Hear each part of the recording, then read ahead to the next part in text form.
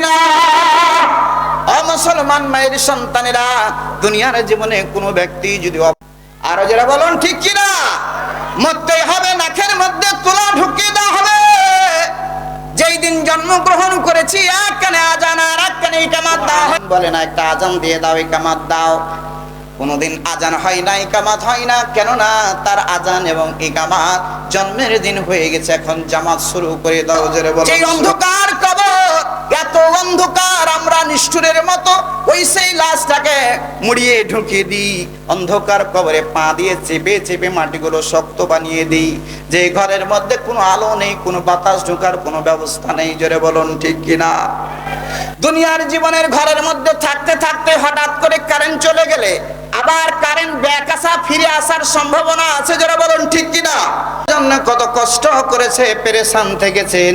যেই দিন থেকে আপনি আপনার স্ত্রীর দিকে, আপনার বিবির দিকে তাকালে, আপনার সন্তানটাকে আপনার বিবি জন্ম দিতে গিয়ে এই দুনিয়ায় নিয়ে আসার জন্য কত কষ্ট করেছে, এই জিনিসটা সবাই যদি আমরা লক্ষ্য করি, কোনো পিতা মাতা, বৃদ্ধ বাবা মা অপমানিত হতে পারে না। জোরে বলুন ঠিক কিনা?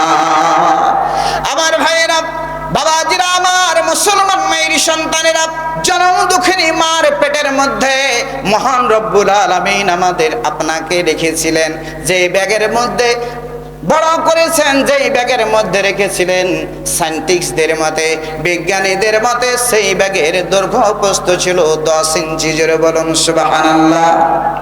সায়েন্টিস্টগণ প্রমাণ করেন, বিজ্ঞান প্রমাণ করেন, ওই সেই জনম দুঃখিনী মা, সেই জনম দুঃখিনী মার পেটের মধ্যে যে 10 ইঞ্চি ব্যাগটা ছিল, মায়ের পেটের মধ্যে সন্তানের বয়স যখন 7 মাস হয়ে যায়, 7 মাস যখন হয়ে যায়, মায়ের পেটের সেই সন্তান ধারণ করার ব্যাগটা 7 মাসেই ফিল আপ হয়ে যায়, পরিপূর্ণ হয়ে যায়। জোরে বলুন সুবহানাল্লাহ।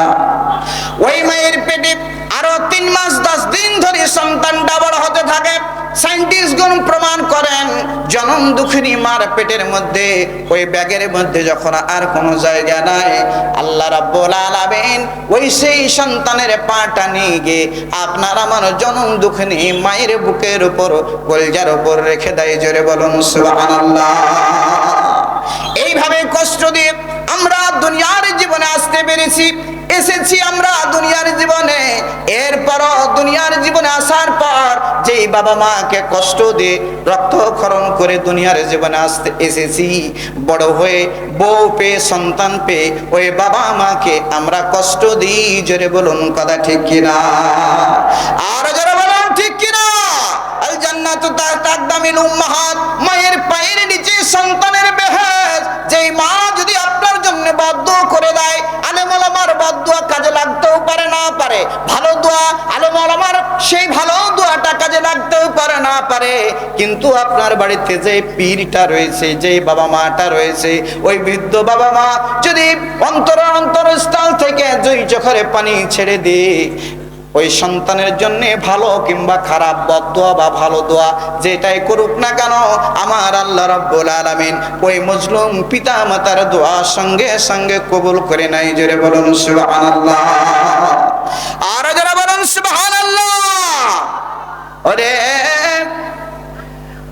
আমার ভাইরা, বাবাজিরা আমার, মুসলমান মায়ের সন্তানেরা, দিনদার পরেজগার মায়ের সন্তানেরা, কবি সুন্দর করে তুলে ধরেছেন, ওরে জিন্দা থাকতে এক মুঠো ভাত, ওরে জিন্দা থাকতে এক মুঠো ভাত দাও না বাবা আমার মুখে, মরলে খাওয়াও, মরলে খাওয়াও পাড়ার লোক ডেকে, ভুলামন মরলে খাওয়াও পাড়ার লোক ডেকে, ওরে জিন্দা থাকতে এক মুঠো ভাত, জিন্দা থাকতে এক মুঠো ভাত দাও না বাবা আমার মুখে, মরলে খাওয়াও, মরলে খাওয়াও পাড়ার লোক ডেকে, ভুলামন মরলে খাওয়াও পাড়ার লোক ডেকে।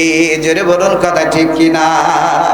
মাসে মাসে অনেক টাকা ব্যাংকে রাখো জমা, বাড়ি বাড়ি ভিক্ষা করে তোমার বাবা মা, ভুলামন তোমার বাবা মা। মাসে মাসে অনেক টাকা ব্যাংকে রাখো জমা, বাড়ি বাড়ি বাড়ি ভিক্ষা করে তোমার বাবা মা, ভুলামন তোমার বাবা মা। তোমার বইয়ের হাতে সোনার বালা, তোমার বইয়ের হাতে সোনার বালা, রেখেছ কত সুখে মরলে খাওয়াও, তুমি মরলে খাওয়াও পাড়ার লোক ডেকে, ভুলামন মরলে খাওয়াও পাড়ার লোক ডেকে। জোরে বলুন কথা ঠিক কিনা, আর যারা বলুন ঠিক কিনা। মুসলমান মায়ের সন্তানেরা, দিনদার পরেজগার মায়ের সন্তানেরা, লক্ষ্য করি যেই পিতা মাতা আপনাকে আমাকে দুনিয়ার জীবনে নিয়ে এসেছেন, দুনিয়ার জীবনে যখন আসলাম রাতের পর রাত দিনের পর দিন ওই বাবা মা অস্থির থাকেন, একটু অসুখ হলেই সারা রাত জেগে জেগে পাহারা দেয় আর আমার আল্লাহর কাছে দরখাস্ত করে, মাবুদ বাংলা আমার সন্তানটার অসুখ না দিয়ে আমাকে অসুখ দিয়ে দাও, আমার সন্তানটা দুনিয়ার জীবনে সুস্থ থাকুক, এটাই হবে আমার ওই সেই সন্তানের পক্ষ থেকে সেই আবদার। জোরে বলুন সুবহানাল্লাহ, আর জোরে বলুন সুবহানাল্লাহ।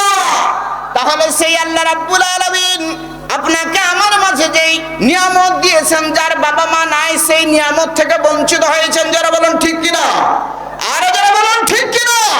যেই বাবা মা, যেই বাবা আমার সেবা শুশ্রূষা করে জান্নাত ক্রয় করে নিতে পারলো না, এমন এমন যার অন্ধকার কবরে চলে গেছে, বাবা মা যার অন্ধকার কবরে চলে গেছে, আফসোস করেও পারবেন না, আফসোস করে পারবেন না, হাই হুতাশ করে পারবেন না। হারে আমার মা যদি আজকে বেঁচে থাকতো, ঈদে একটা কাপড় দিতাম, আমার মা যদি বেঁচে থাকতো তার মুখে সেই আঙ্গুর ফলগুলো ঢুকিয়ে দিতাম।